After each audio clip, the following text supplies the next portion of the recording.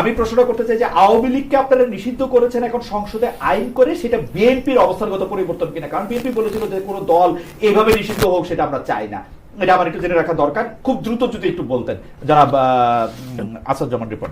না, এটা আমাদের পার্টির মহাসচিব এই কথাটি বলেছেন। এটা তো সত্য যে একটা রাজনৈতিক দল আরেকটা রাজনৈতিক দলের রাজনীতি নিষিদ্ধ করার এটা তো আসলে স্বাভাবিক কোন একটা প্রক্রিয়া নয়। কিন্তু Awami League the way Awami League behave করেছে, আপনি অনেকগুলো বর্ণনা দিয়েছেন বোধহয় আপনার আলোচনা শুরুর আগে শুনেছি। সেটা হচ্ছে যে আওয়ামী লীগের যে মানবতা বিরোধী অপরাধ, তাদের যে লুণ্ঠন, তারা বাংলাদেশের স্বার্থের বিরুদ্ধে যে কাজগুলো তারা ক্রমান্বয় করেছেন, অনেকগুলো বর্ণনা আছে। যেহেতু আপনি খুব সংক্ষেপে বলছেন, এটা একটা পলিটিক্যাল পার্টির সাথে যায় না। তাদের অ্যাক্টিভিটি, তাদের তাদের আচরণ, তারা যেভাবে বক্তব্য ভিন্ন ছিল। আমি বলতেছি যে আমি কিন্তু কোনো জাজ করতে বসতেছি না। না, ঠিক আছে, একটা হচ্ছে নীতিগত অবস্থান, সেটা হচ্ছে যে একটা পলিটিক্যাল পার্টি আরেকটা পলিটিক্যাল পার্টির আপনার নিষিদ্ধ হয়ে যাক, এটা কামনা করা, দাবি করা, এটা একটা পলিটিক্যাল স্ট্যান্ডার্ড না। বাট আওয়ামী লীগ তার নিজের কৃতকর্ম যা করেছেন সেটার জন্য তো তাকে আপনার প্যানালাইজ করতে হবে, তার পেনাল্টি পেতে হবে। এবং এটা তো শুধু বাংলাদেশে প্রথম নয় যে একটা রাজনৈতিক দল নিষিদ্ধ হচ্ছে। অনেক উন্নত দেশে, এমনকি আমরা যদি জার্মানির উদাহরণ টানি, সেখানে কি হিটলারের পার্টি, সেখানে তারা কি রাজনীতি করেন? সেখানে কি তারা নির্বাচনে অংশগ্রহণ করতে পারেন না। এবং আমাদের দেশে আমি একটা জিনিস বুঝি না, সরকারে আসার পরে বুঝলেন না, আমরা একটা কথা বলেছি সরকার আসার পরে না, মানুষের পালসটা আপনাকে একজন নেতা হিসেবে আপনাকে মানুষের মনোভাব, আপনার পাবলিক পালসটা বুঝতে হবে। এই দেশের মেজরিটি পিপুল চায় যে আওয়ামী লীগ যে ফ্যাসিবাদী আচরণ করেছে, তার যে ফ্যাসিস্ট হয়ে ওঠা, এটার একটা ডেটারেন্ট থাকা দরকার। তারা এই নির্বাচন করতে পারলে না, আগামী নির্বাচনে তারা রিহ্যাবিলিটেড হবে। এবং তারা যদি আপনার তাদের মধ্যে যদি রিমোর্স তাদের মধ্যে না আছে, রিগ্রেট না আছে, রিমোর্স কিছুই তো তাদের নাই। তারা যদি বলতো যে না, শেখ হাসিনা তো এক সময়, আপনার নিশ্চয়ই খেয়াল আছে, তিনি যখন বাংলাদেশে এসে যখন আবার নতুন করে রাজনীতি শুরু করলেন, নির্বাচনে গেলেন, সেখানে তিনি কিন্তু বলেছিলেন যে তাদের দল ভুল করেছে, শাসন ক্ষমতা থেকে তাদের দল ভুল করেছে। সেই সময় তার বাবা নেতৃত্বে ছিলেন, আলটিমেটলি তার বাবার ভুলটাকেও তিনি কিন্তু অ্যাডমিট করেছেন। কিন্তু এখন তো আওয়ামী লীগের টপ টু বটম কেউ তো মনেই করে না যে ভুল ছিল। তারা মনে করে শিশু হত্যা জায়েজ, তারা মনে করে যে আপনার হাজার হাজার মানুষকে হত্যা করা যায়, আমার মনে হয় যে গণতন্ত্র নিষিদ্ধ করেছিলাম। রিপন ভাই, আমরা প্রশ্নটা করেছিলাম যে বিএনপির এই উপলব্ধি, ঘটনা তো 5 আগস্টের আগে, বিএনপির এই উপলব্ধি কি সরকারে যাওয়ার পরে হইলো নাকি আগে ছিল? কেন জানি আগে মিস করে গেছি, আগে বিএনপি এগুলি বলতে চায়। প্রথম যেটা ফিলোসফিক্যালি না, বরং মনে আমি বলছি বিএনপি আর আওয়ামী মনে হয়েছে যে এটাকে খালেদ ভাই, আমি বলতে চাচ্ছি প্রথম যে স্টেটমেন্ট আপনি যেটাকে কম্পেয়ার করছেন, দ্যাট ইজ ফিলোসফিক্যাল স্ট্যান্ড।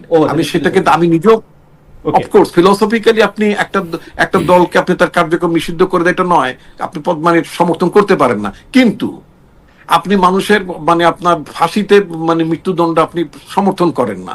কিন্তু জঘন্য হত্যাকাণ্ড যখন ঘটনা ঘটে, এই যে শিশু ধর্ষণের ঘটনা ঘটে বা বিভিন্ন ঘটনা ঘটে, তখন তো একটা ডেটারেন্ট স্টেপ নিতে হবে। আমার মনে রিপোর্ট ভাইয়ের বক্তব্য পরিষ্কার। আমি জনাব আবু আলম মোহাম্মদ শহীদ খানকে এই সম্পর্কে শুনতে চাই যে এটা কি অবস্থানগত পরিবর্তন এবং রিমোর্সের কথা বলতেছিলেন যে আওয়ামী লীগ থেকে আসলে যেটাকে একটা রিকনসিলিয়েশন বা রিমোর্স, এটা আসলে একটুও দেখা যাচ্ছে না। আপনি যদি একটু মন্তব্য করতেন দ্রুত, আমরা তাহলে অন্য প্রসঙ্গে যাই। না, এটা তো একদম শর্তের মতো শোনাচ্ছে না যে তাদের রিমোর্স দেখলে তাহলে রিপন ভাইরা কি করবেন? যে তারা যদি বলে যে হ্যাঁ আমাদের ভুল হয়েছে, আমরা ক্ষমা প্রার্থী, তাহলে কি রিপন ভাইরা এই আইনটা সংশোধন করে ফেলবেন নাকি? সুতরাং এই যে আপনি ঠিক জায়গায় জিজ্ঞাসা করছিলেন যে ফিলোসফিক্যাল স্ট্যান্ড একটা ছিল, এখন কার্যকর স্ট্যান্ড আরেকটা হতে পারে। এবং ঠিক আছে, আওয়ামী লীগ তো আওয়ামী লীগের মতো থাকবে, আওয়ামী লীগ নিষিদ্ধ, কার্যক্রম নিষিদ্ধ, এরপরে দল হিসাবে নিষিদ্ধ হতে পারে, সেটাও মামলা চলছে, হয়তো আইসিটি ট্রাইব্যুনালে একটা মামলা আছে, সেটার একটা বিচার চলবে। সব মিলিয়ে এটা একটা বড় নেগোসিয়েশনের বিষয় যে আপনি দেশের কত সংখ্যক মানুষকে, কত পার্সেন্ট মানুষকে বাইরে রেখে আপনি দেশ পরিচালনা করবেন। এবং সেটা যদি করতে পারি তাহলে ভালো, তো এটা কোনো খারাপ কিছু না। কিন্তু আমরা করতে পারবো কিনা, আমার তো মনে হয় যে আওয়ামী লীগের যারা অপরাধী, যারা বিভিন্ন এই যে হত্যা বলি, গণহত্যা বলি, যেটাই বলি, এবং লুটপাট, ব্যাংক লুট, অনেক নানান অভিযোগ আছে, এবং এইসব অভিযোগে প্রত্যেকের বিচার হওয়া উচিত। এইসব অভিযোগ শুধু আওয়ামী লীগ না, যাদের বিরুদ্ধেই আছে তাদেরই বিচার হওয়া উচিত। কোনো নিশ্চয়ই। ব্যবসায়ী যদি থাকে তাদেরও বিচার হতে হবে, তাই না? তো বিচারের জিনিসটা একটা আলাদা জিনিস, এবং আমিও ফিলোসফিক্যালি মানে আপনার মতো রিপন ভাই, আমার স্ট্যান্ডটা হলো এরকম। ফিলোসফিক্যালি আমি মনে করি না যে কোনো রাজনৈতিক দলকে নিষিদ্ধ করে আখেরে কোনো লাভ হয়, এবং এটার কিন্তু প্রমাণক হচ্ছে বাংলাদেশে। আপনি যেমন হিটলারের কাছে চলে যান, আমি আমার জামাতের কাছে চলে যাই, যে জামাতকে নিষিদ্ধ করে কি লাভ হয়েছে বাংলাদেশে? জামাতকে তো পাকিস্তানেও নিষিদ্ধ করা হয়েছিল, কি লাভ হয়েছে পাকিস্তানে?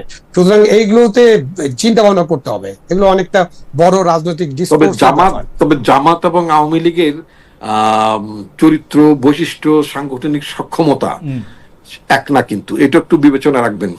অফকোর্স বিবেচনা রাখবো, কিন্তু ৭১-কে ভুলে বিবেচনা করি নিশ্চয়ই না। ওকে, ৭১-এ আপনাদের এই সংসদে একটা আইন পাস হয়েছে, জামুকা বিল, সেখানে কিন্তু Right. জামাতের নাম আছে। কারা Right. ছিল পাকিস্তানের সহযোগী শক্তি। সুতরাং জামাতের যে হত্যাকাণ্ড, ওই মানে হত্যা নিয়েও তো আমরা, হত্যা সংখ্যা নিয়েও Right. বিতর্ক থাকতে পারে, ৩০ লাখ না 3 লাখ, আমরা বিতর্ক নাইবা করলাম, but Right. That is a big number, এবং ওটা গণহত্যা ছিল। আমার মনে হয় যে জনাব আবু আলম মোহাম্মদ শহীদ খানের বক্তব্যের পরে আমরা জনাব আশরাফ কায়সারকে একই প্রসঙ্গে আনতে চাই, যেটা কি বিএনপি তবে জামুকার আইনটা ভোটের কিন্তু সময় বিএনপি বিএনপি একটা সরকারের সুবিধাজনক সময় অবস্থা কিন্তু দিয়েছিল আওয়ামী লীগের ভোটটা পাওয়ার জন্য, অনেকে যেরকম আমার ধারণা ৩টা ঘটনা ঘটেছে, কারণ অপরাধ আওয়ামী লীগ যা করেছে সব ৫ই আগস্টের আগে। কাজে তারপর পরে আমরা বিএনপিকে দেখেছি বলতে যে আমরা রাজনৈতিক দল নিষিদ্ধের পক্ষে না, কার্যক্রম নিষিদ্ধের পক্ষে না। সেখান থেকে ভোটের আগে যেহেতু আওয়ামী লীগের দারুণ পার্সেন্টেজ ভোট রয়েছে, সেটি পাওয়ার জন্য স্থানীয় পর্যায়ে বিএনপি এবং জামাত সবাই চেষ্টা করেছে এই ভোটকে কি করে তাদের বাক্সে তোলা যায়, যেহেতু নির্বাচনে আওয়ামী লীগ নাই। আচ্ছা, এরপরে যে বিবেচনা বোধটি কাজ করেছে বলে আমার ধারণা, সেটি হচ্ছে সরকার পরিচালনা করতে গেলে আপনাকে কিছু সিদ্ধান্ত নিতে হয়, যেটা বিএনপির অনেকেই বলেছেন, যে এমনকি তারা সংস্কারের অনেক প্রস্তাবনা এবং আপনার অন্তর্বর্তী সরকারের সংস্কার প্রস্তাবনা নিয়েও একই কথা বলেছেন, যে দক্ষ, যোগ্য, সামর্থ্যবান সরকার করতে হলে সব প্রস্তাবনা মেনে নেওয়া যাবে না। আমার ধারণা সেই বিবেচনায় তারা আওয়ামী লীগের কার্যক্রম নিষিদ্ধের আইনটি করেছে। কেননা how to deal with Awami League, এটা এই মুহূর্তে বাংলাদেশের $1 মিলিয়ন কোশ্চেন।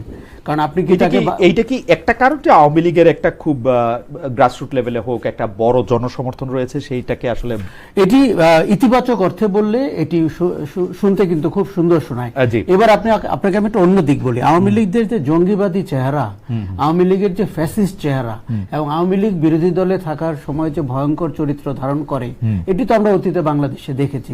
কিন্তু 15 বছরের পরে, 15 বছরের দুঃশাসনের পরে, লুটপাটের পরে তাদের যে এখন পর্যন্ত 2 বছরের যে কার্যক্রম আমরা দেখছি, ধরেন সোশ্যাল মিডিয়া তো একটা বড় ইন্ডিকেটর, আপনি দেখতে পান তারা কি মনোভাব পোষণ করেন। সেখানে আপনি দেখতে পাচ্ছেন প্রতিদিন বিষোদ্গার করা হচ্ছে, এবং কালচারাল ফ্রন্টের লোকরা দিন শেষে আওয়ামী লীগ হয়ে যেভাবে তাদের প্রচারণা করছেন। কাজে আওয়ামী লীগকে নিয়ে চিন্তা করার বিষয় রয়েছে যে how to deal with Awami League Bangladesh পলিটিক্সে। আমি মনে করি রাজনৈতিক দলকে রাজনৈতিকভাবে মোকাবেলা করার কৌশলটাই হচ্ছে বেস্ট। ওকে।